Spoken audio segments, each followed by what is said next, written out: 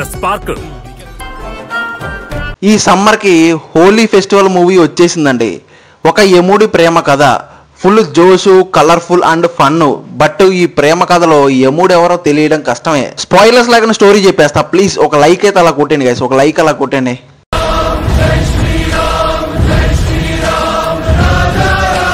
కొట్టేశారా? Thank you. Story ఏంటంటే, స్టోరీలో మన హీరో దిల్కర్ సల్మాన్ ఒక స్మాల్ టౌన్లో ఒక గాయ్ అనమాట.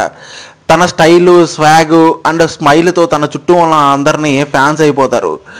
మూవీలో లవ్ ఉంటుంది అండ్ కామెడీ ఉంటుంది, బట్ లాజిక్ కొంచెం కష్టమే. మూవీలో కామెడీ పీక్స్లో ఉంటుంది, బట్ ఆలీని మిస్ అయ్యారా? బట్ డోంట్ వరీ, ఇలాంటి రోల్స్లో ఆల్రెడీ ఫిక్స్ అయ్యారు. ఆన్ స్క్రీన్లో యముడు డాన్సింగ్ లైక్ ఏ హీరో. ఆ మూమెంట్కి థియేటర్లో విజిల్స్.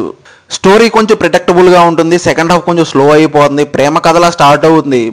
కానీ క్లైమాక్స్లో సడన్గా యమపురి ట్విస్ట్.